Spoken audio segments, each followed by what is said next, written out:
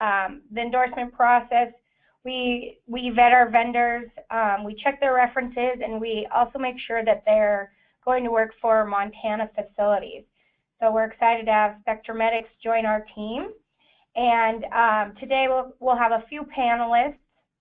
And our first panelist will be Dr. Raj Lakhanpal, and he is the CEO at Spectromedics. He's also a member of the National HIMSS Clinical and Business Intelligence Committee, on the governance board of MIPS, and member board of trustees for University of the Sciences. Our second panelist will be Mark Bryant, and he's the Director of Sales at Spectromedics, and he's responsible for new business development and client relations. And Mike, can we get the panelist? Oh, there we go, thank you. Responsible for new business development and client relations, and formerly Senior Account Executive at Sun Microsystems and Iron Mountain. So at this point, our agenda looks like a little bit about Spectromedics, go over the macro overview, MIPS, APMs, and then Spectromedics eMeasures 360 for MIPS solutions. So I'd like to hand it over to Dr. Lakhanpal and tell you a little bit about Spectromedics. Thank you. Thank you, Ashley.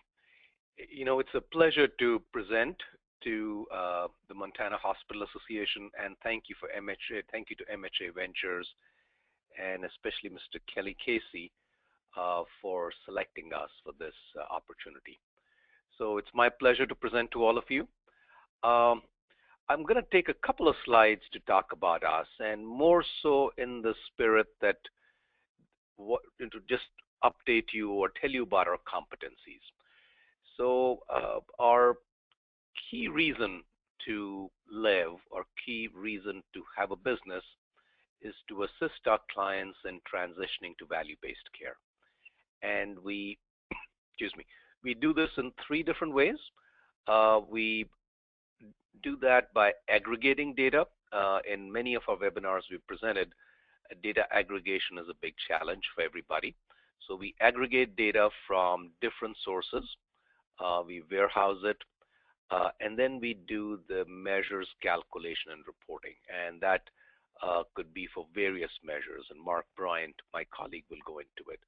And then we also do a lot of work around population health, around risk stratification, and financial modeling as well. Next slide, please, Mike. So this is some of our clients. Again, this is not the entire list. Want to take a minute to talk about this. We're very big in Medicaid reform in the state of New York.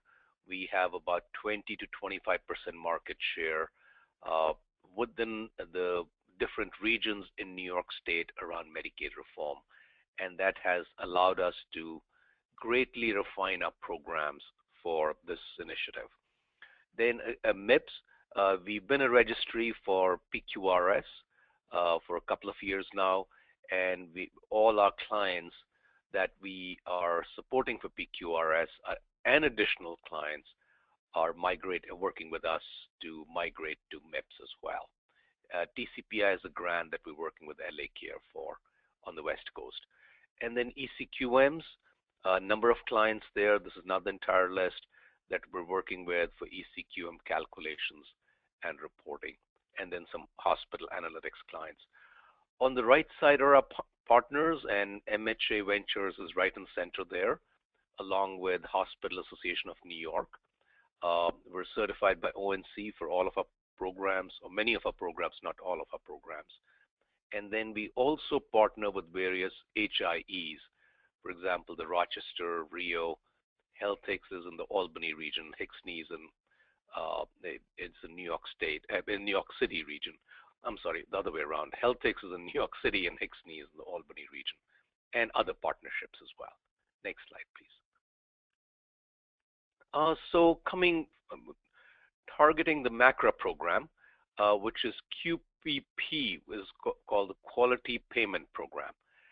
As you know, MACRA became a law in the fourth quarter of last year, and it was a bipartisan approval.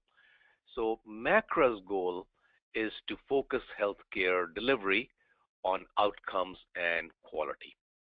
And it combines three programs: the Meaningful Use Program, the PQRS program, and also the VBPM, or the Value-Based Modifier program. And it ends the sustainable growth rate by which Medicare would calculate additional payments or increased payments to providers every year. So it ends that, and instead of that is the MACRA program. Next slide, please. So MACRA has two tracks. One is MIPS, and the other is alternative payment models. Within the MIPS track, providers can earn a performance-based incentive or bonus adjustment to the Medicare payment for meeting certain quality requirements. And it's for Medicare Part B participants. Alternative payment models are like Medicare fee-for-service, Medicare MSSP program, the ACO program, where by taking on greater risk, they can collect greater payments. Next slide, please. Next slide, Mike. So who is eligible for MIPS? Now I'm focusing on MIPS now. It applies to individual EPs, groups of EPs, and in the 2019-2020 timeframe, the providers that are eligible for MIPS are physicians, physician assistants, nurse practitioners, the ones at the top, clinical nurse specialists, and the clinical certified registered nurse anesthetists. CMS estimates that about 600,000 providers will be MIPS eligible in 2017, when the payment adjustment will happen in 2019. And another 100,000.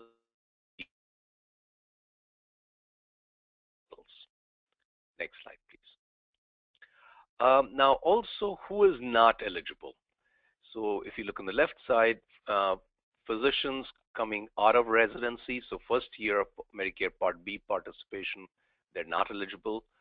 If they have a low patient volume threshold, and which is if they see 100 or fewer Medicare patients in 1 year, then they're not eligible. Or their Medicare billing charges are less than or equal to $30,000. So equal to less than $30,000 billing, or they see less than 100 Medicare patients in a year, they're not eligible, and certain participants in the advanced payment models are not eligible as well. Okay, next slide, please. So how do you report for MIPS? You report the same way as you reported for PQRS. For the quality component, and I'll talk about that in a minute. But at a high level, you can either report individual or GPRO, and that'll be throughout the three MIPS categories. And as you reported for PQRS, you can report either through a qualified registry, through a QCDR, through EHR, which will be ECQMs, E-Clinical Quality Measures, or through claims with G codes. Next slide, please. And so when does the QPP start, or when does MIPS start? It's already started on January 1, and you should be collecting your performance data right now.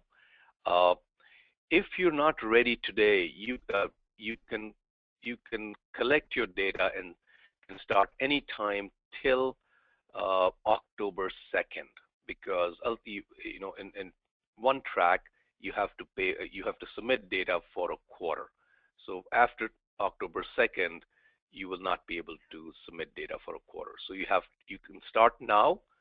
You should have started on January 1, or you can start up to October 2nd. You submit data on March 31st, and then the performance data, and then CMS calculates or Medicare calculates and gives you feedback about your performance. And then the first payment adjustment starts on January 1, 2019. Next slide, please.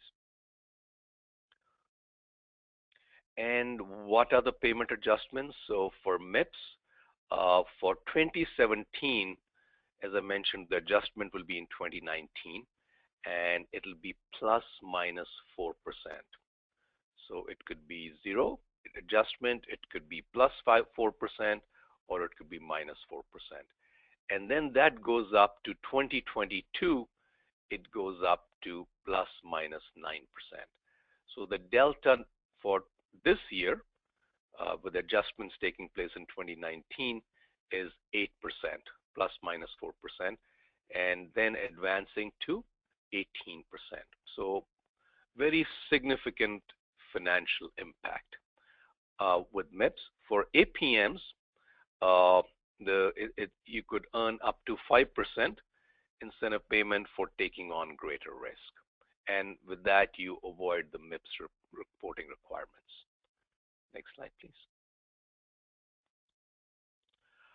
And there is a reputational impact as well. MIPS scores are reported publicly, and based on other sites that have, physician rating sites, JAMA came out with an article in 2014 saying that 65% of the consumers are aware of online physician rating sites. 35% reported selecting a physician based on their reviews, and 37% avoided a physician based on bad reviews. So there is some reputational impact as well with MIPS. Next slide, please. Now, this is a good slide. It talks about the various MIPS performance categories. So there are 4 categories. The first one is quality. The second is clinical process improvement activities. Third is advancing care information. And fourth is cost. So for quality, you have,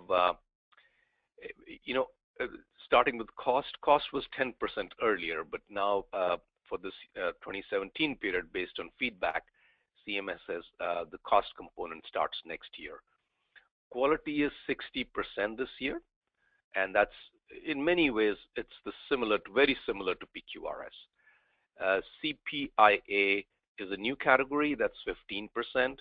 Advancing care information is the old meaningful use compliance, that's 25%, and cost is 0% this year. As you look down, quality goes down to 30% in 2019, and cost comes up to 30%. So ultimately, the goal of the entire program is to improve outcomes, improve quality, but also optimize the costs that the quality is delivered at. Next slide, please. And you have multiple tracks. So the option 1 is submit some data.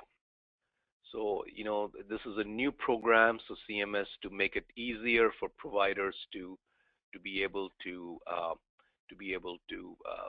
start on this journey. CMS is saying, give us some data at least. That'll avoid a negative payment adjustment. And for that, you need to achieve 3 points. So that means you either need to report 1 measure or 1 improvement activity, and just providing some data. Option 2 is you submit data for 90 days. And that's why I mentioned the last date you can start providing data is October 2nd, is because that'll be the 90-day window, October 2nd through December 31st. So submit data for 90 days. And that allows for a small positive adjustment, if possible. And the third option is you submit data for a comprehensive year. And that allows for, and this is the moderate, and these are terms that CMS used, but that if others have not performed well, then there is, in addition to the 4%, there's an opportunity to get another 3x multiple of that if it depends on how other providers perform. So if you send data for the whole year and your scores are very good, there is a much greater opportunity for a positive adjustment from 4% to 12%. But if you submit data for the whole year, but your results are not very good, there is a risk for a negative adjustment too. And the option 4 is you participate in alternative payment models, and in that case, you don't have to submit for MIPS, but you will have to take on risk through Medicare Shared Savings Track 2 or Track 3, and that allows for a 5% incentive payment. So let me summarize this once more. You can, no, just, okay, I can, no, go ahead, Mike. Next slide is good. So this, so category Track 1, as you see here, it's you submit one measure or one activity, CPIA activity. So, and you submit some data or 5 required measures from advancing information. The second is you submit for a quarter, and there you have to submit a whole set of measures, and the total set of measures required for MIPS are 6 measures, and that should include an outcomes measure. Or you could submit a specialty set. So in the MIPS program, you have specialty sets. So if you have a cardiologist, group of cardiologists, endocrinologists, gastroenterologists, they can pick from a specialty set. And in addition to that, they have to submit 4 activities out of 92 activities, and then the 5 required measures. So you could pick Track 2, which is only 90 days, or Track 3, which is the entire year. Next slide, please. And then, there's one slide on advanced APM requirements. That's a separate webinar, but a lot of that is around taking risk, around the Medicare Shared Savings Program, and you could also, the advanced APM requirements can also be met by being a medical home expanded under the CMS Innovation Center, or require providers to bear more than nominal risk. So MSSP Track 2 or 3. Next slide, please. So what are the key ways to prepare for MIPS? So the first step is to educate yourself, and you're doing that as you're doing that right now. Unlike PQRS reporting, that was a quality initiative with very minimal financial impact, MIPS has very significant financial impact. So you need to involve the finance department, the quality teams, the clinical teams, the information technology team as well. So it's a multidisciplinary effort where everybody is saying we need to make sure that we succeed at MIPS. The other thing we recommend is to undertake a MIPS readiness assessment, and what that'll tell you is what measures are you able to satisfy or submit, and if you have data gaps, where are the data gaps to calculate and report on those measures? And Spectromedics offers the readiness assessment program, and Mark will talk more about it. At a very holistic level, if you optimize your PQRS reporting and meaningful use reporting, that's 85% of the 2017 MIPS score. So, look at what you submitted last time for your PQRS. There were 9 measures. Now you only have to submit 6 measures. But look at those and see if you could have which measures can your entire group of EPs report quickly and report well and do well on them. And then, we recommend that you track results per MIPS eligible provider, not at the GPRO level.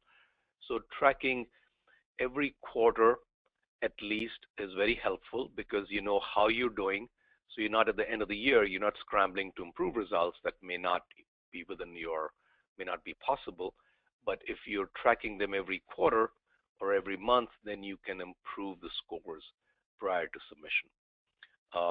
And then the cost, you should start evaluating cost so that next year when cost becomes an important component, you are now beginning on that journey to understand your costs.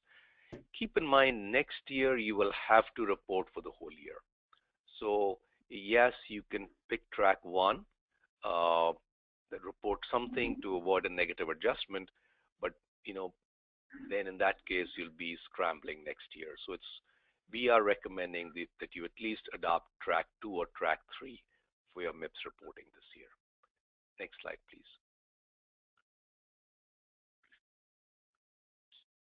Thank you, Dr. Lockenthal. Now we'd like to launch our first poll question of the webinar. We would definitely appreciate you taking time to answer it, as this helps us refine our content for future webinars. The first poll question is, what is your biggest challenge with the upcoming transition to MIPS? And the choices are: ability to prepare in time to begin measurement on 1/1/17, identifying measures and activities, reflecting best performance, collecting the data necessary to measure and report, or understanding total MIPS score for reporting to CMS. And we'll give everybody a minute to answer, and I'll be right back.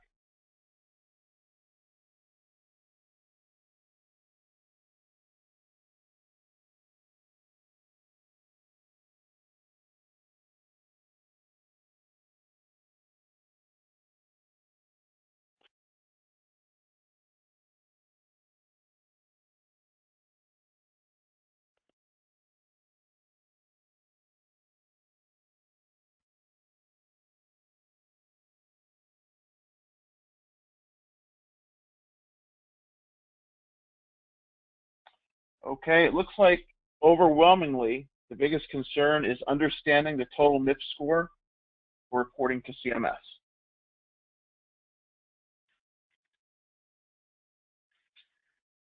Now I'd like to turn the presentation over to Mark Bryant. Thank you, Mike, and thank you everyone for attending today so early in your day. And as Dr. Lockenthal said, we greatly appreciate the endorsement from MHA Ventures, and thank you, Ashley, for facilitating this webinar for us. So for my section, I'm going to talk a little bit up front about our solution, how we can capture data, which measures that we can support. And then the second half, I'll speak to our process for supporting MIPS reporting in 2017. So first, as Dr. Lockenthal said, we're able to consolidate data from various sources. And I'll talk through the methods in the next slide that are specific to MIPS.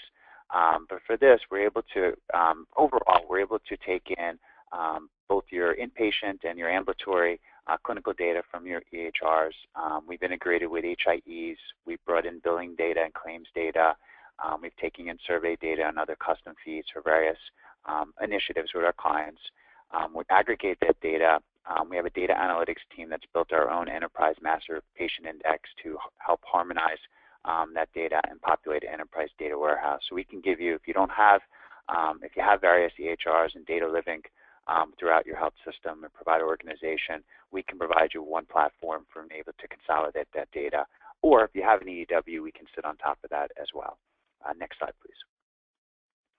So specific to MIPS, we see three ways that we can help capture the right data to calculate the quality measures for MIPS.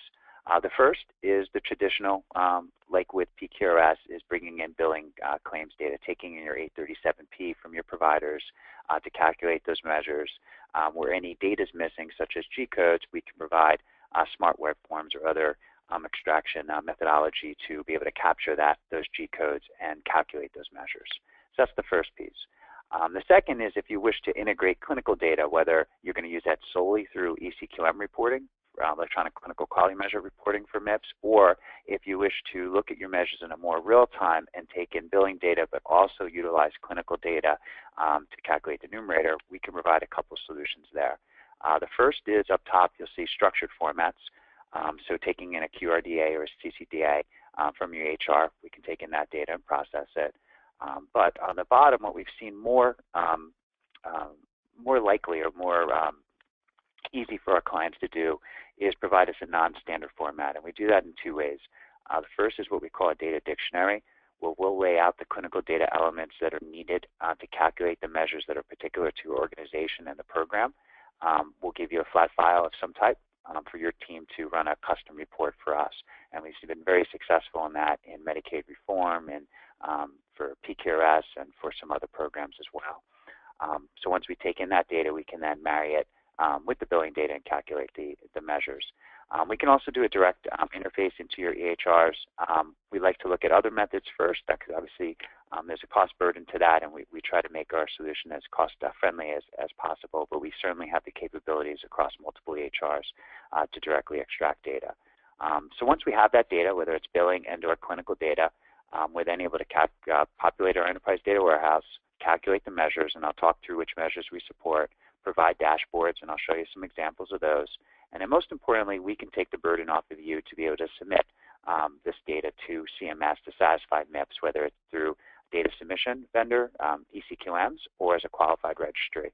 And I'll talk to our support, our methodology there. And we also talk to our clients, since now that we have the data, what other programs can you leverage that data for? So we can support reporting for accountable care organizations, for CIN. If your practice is a part of a Transforming Clinical Practice initiative grant, we can support that as well. Next slide, please. So this slide will show you which measures that we're currently working on.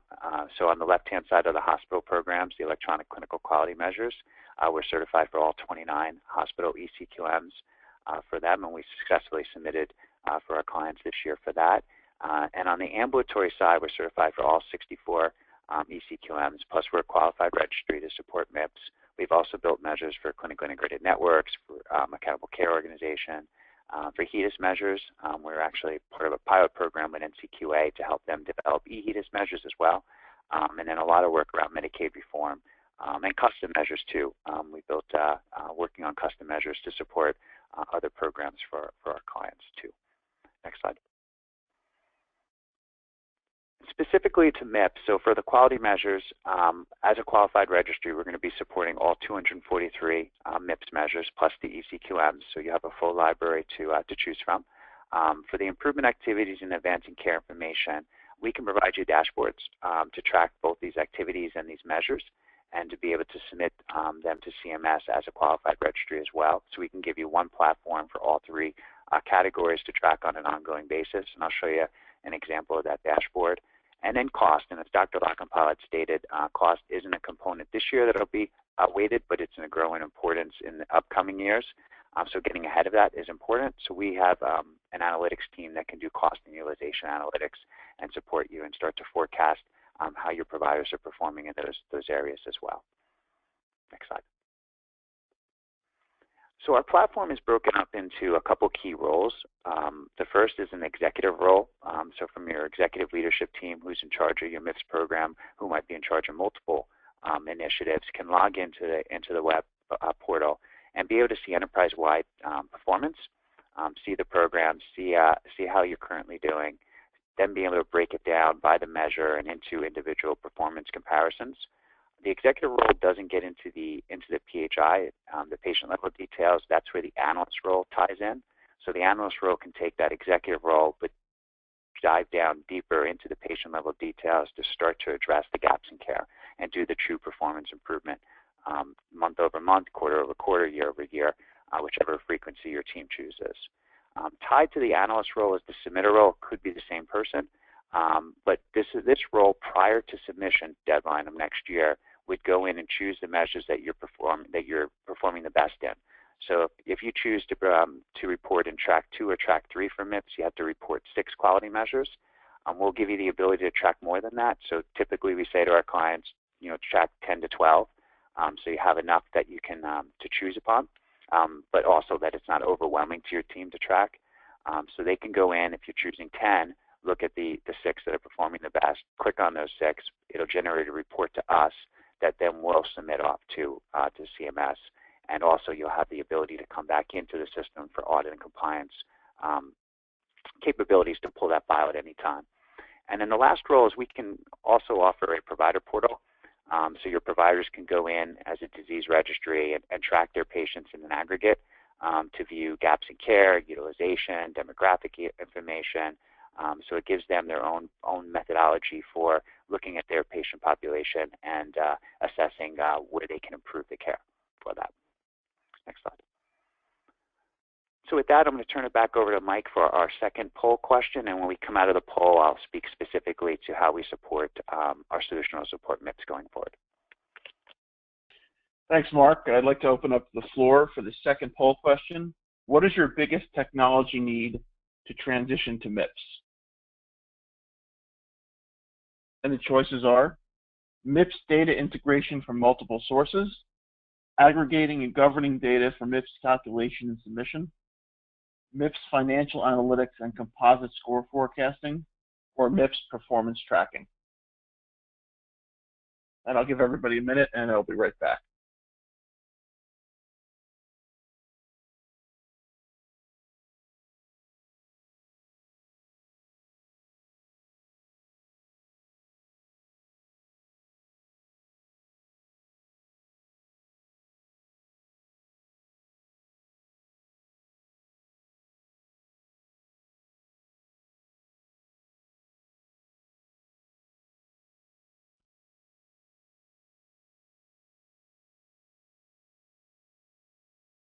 Okay, everybody, it looks like the majority of you see your biggest technology need as MIPS performance tracking. Now I'd like to once again turn it over to Mark to continue the presentation. Okay, and I'll speak to how we can help with the tracking of that in a couple of sample dashboards that we provided today. But the first step in our solution we think is a great value add is doing what we call readiness assessment or consultation up front. This is where we've seen, and we've been successful in doing this for PQRS. We've been successful with some other programs as well in helping our clients see how they're currently performing against measures and assessing where there's gaps before you go into an implementation of a solution. So what we'll do is our team will work with you to look at your EP roster, look at measures that you might have reported on in the past for PQRS, look at the current spectrum of measures, and help you work with you to decide which measures might best work for your providers. Once we shortlist that group of measures, we'll then take in some sample data, whether we're just using billing data and or if we're using clinical data. We'll take in that data, calculate the measures, and provide you back what we call our assessment. And that assessment will show you, first off, can you calculate those measures? So if you pick 10, can you calculate all 10? And in the ones you can calculate, are there any gaps in data? Is there any, if you're just using billing data, there's any G codes missing? If we're using clinical data, is there any clinical data that there's a gap that we need to work to resolve with your EHR to pull the right data? And then we'll finalize, based off of that assessment, we'll work with you and say, okay, these are the right measures to move forward with. We'll finalize that and then start the implementation process. Next slide, please. And before I go through the timeline for an implementation process, I just wanted to walk you through our validation process on our measures. So first, they're validated by an internal measure definition team. We have a business analyst team that looks across the library of published measures from CMS, looks at what it would take to calculate those measures, what's driving the patient population, what would be exclusions, how do we get to the numerator. We'll define that measure. And then run it past our quality assurance team to make sure that it's functioning properly before we put it off into production. So it goes through a lengthy process internally, and we've also been validated externally by CMS, by ONC for the ECQMs. We've gone through pre-submission validation processes. We've been a qualified registry, and we've been successful in PQRS in the past in submitting. We're an RX vendor as well, and as Raj stated earlier, we're going through HEDIS certification, which we expect to occur within the next two quarters as well. Next slide. And so our process, implementation process looks like as follows. First is the assessment and a remediation period. As we're going through that remediation period, we'll build out our portal, and I'll show you two examples of that next. We'll start training on it. We'll go live on that portal so that you can start tracking your measures on an ongoing basis. And then prior to submission, you'll have that chance to do the final review, pick the measures that are best position your organization, and then we'll continuously provide support on that portal as well as we build a relationship with you. So year over year, as measures change, we'll go through, update those measures. If new ones are added or the specs change, and then if there's any differences in data that's needed, we'll work with you to remediate any of those gaps on an ongoing basis too. Next slide, please. So I'm going to show you two dashboards of what our portal looks like. We're happy to give you a fuller demo anytime. We want to be sensitive of time today, but when your team logs in from a MIPS perspective, this is the first thing you see is the executive role, where your executive leadership would be able to see how you're currently performing against all categories for MIPS. You'll see up top we have the quality category. At this point in time, there's 45 points out of 60. Advancing care information, how many points you currently have there, clinical practice improvement activities, and then what's your total composite score. And this will be updated based upon when we refresh your data, whether that's on a monthly, quarterly, or annually basis, depending on which program, how you wish to manage your MIPS program going forward. And then you'll be able to break each of those categories down below in the dashboard. So we're giving you a little example of the quality performance underneath it, where you'll be able to see what are those measures that you've chosen to track, whether that's 6 or more than 6 measures, and how they're currently performing. And we generally give for quality measures two benchmarks, a national average that CMS publishes plus an internal target, but we'd work with you to set what benchmarks you wish to use.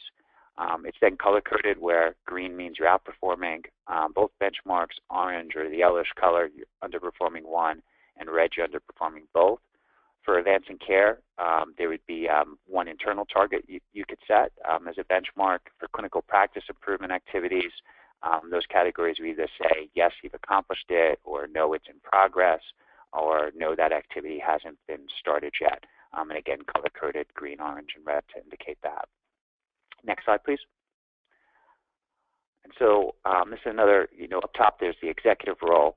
If you look at the first measure, hemoglobin A1C poor control, you'll see the green arrow next to it. That means that a lower rate's desirable, so you want to be underneath both benchmarks.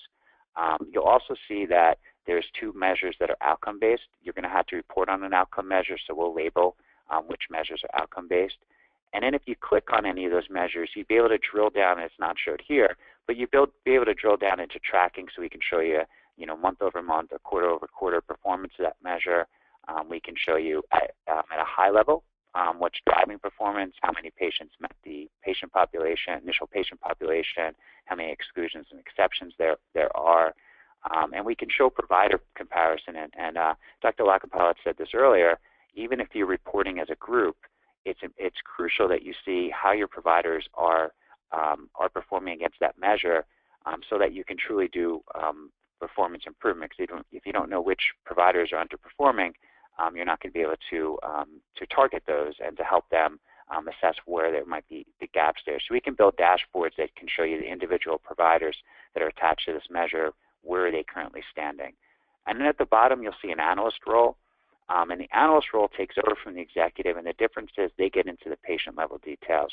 So on an ongoing basis, they can go into the particular measure and see which patients met the performance, which didn't meet the performance, why, and are there any gaps in the data. So if we're using just clinical claims data, that would be a case of a G-code missing, and we'd be able to indicate which G-code is missing for you. If it's clinical data, we'd be able to indicate what clinical data is missing.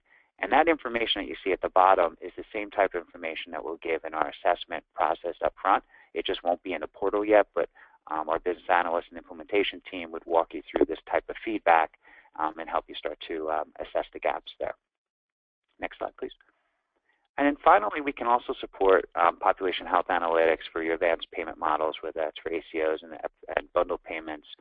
Again, we can extract the rate data, clinical data that's needed to, and claims data that's needed to help do population health in terms of patient flagging, risk stratification, building physician scorecards, geomapping and hotspotting, disease registries, and so forth. So we can provide any of that support that can show you your gaps in care on an ongoing basis for population health too. And we have separate dashboards I could show you on that too. Next slide. And so to wrap up, why we believe we'd be a good partner, and we look to speak with you and see how we could support your initiatives is first, we are a qualified registry, so we can report the multiple individual, group, and specialty sets. We've had experience reporting on clinical improvement activities. They're a big part of Medicaid reform and also TCPI, so we can help you on those activities. We have tools to to work with multiple data sources, the claims data, the clinical data, and we have a history of being successful in those areas and supporting multiple programs with that data, large library of measures to work with you for, and we can provide the real-time tracking. So on an ongoing basis, we can give you dashboards and reports that you can see how you're currently doing for MIPS, and if you're supporting other programs in one area, so you can truly do performance improvement and maximize your incentives and ultimately improve quality of care. So that's a little bit about our solution. I'm going to turn it back over to Mike for our question and answer session, but greatly appreciate your time today. My contact information is here if you have any questions, and if you want to see more information, I'm happy to provide that at any time, but thank you. Mike? Thank you, Mark. Now I would like to open up the floor for a Q&A session. To help us answer these questions, I'd like to introduce Raj Ardeshna. He is one of our business analysts, and his specialty is MIPS. So welcome, RA. And it looks like we've had a couple of very good questions, so let me get started. The first is, how many measures do you plan to support?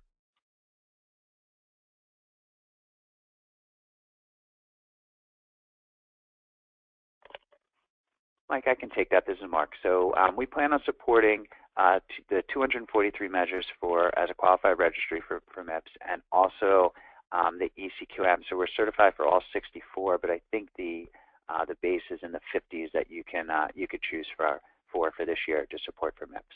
So we'll have a full library, both from ECQM standpoint and from a registry standpoint. Okay, it seems RA is having a technical issue here. Mark, I'll go ahead and ask you another question. Does your company provide any method for users to update existing patient data?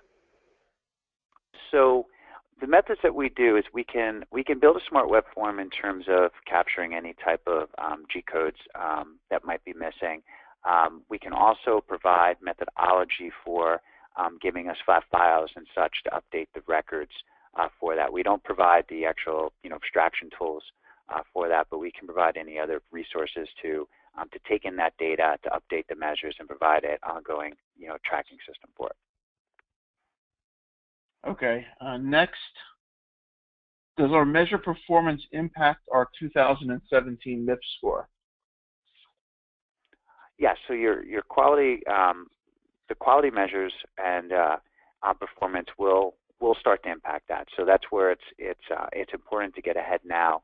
Start tracking where you stand, because you're going to be ranked against your peers, which will judge your whether you have an incentive or holdback that will impact 2019, your payment in 2019. So yes, get ahead of it now. Start to work with a partner to start to improve upon that, so that you can best position your organization going forward.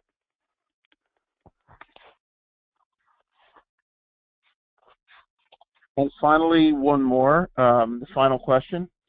Is the quality category changing beyond 2017? That we can find out. I believe, based on what we know, what's been published, we know what the quality category and the requirements are for this year. With CMS and the MACRA, they have the ability to change year after year and tweak things. So it's possible that it'll come up next year. We have a business analyst team that led by RA that watches this, and we certainly let our clients know if there's any changes upcoming. But for 2017, we're confident in what's going to be required. After that, there is some unknown. Let me add to that. So the quality, the weightage for quality is going to go down, as I'd mentioned, from 60 to 50% next year. Some of the measures might change, and we will update them. So I think from your perspective, if it changes, we will, CMS tends to retire some measures, add some new measures. For example, this year they added the specialty sets. So we will stay on top of that, and we will update our measure calculations based on whatever CMS decides. Okay, with that, I would like to wrap up the webinar. I'd just like to thank all our presenters Dr. Lockenpaul and Mark, and Ashley and Kelly at the Montana Hospital Association, and all the attendees for taking the time to listen in this morning. I hope you guys have a great day. Thanks.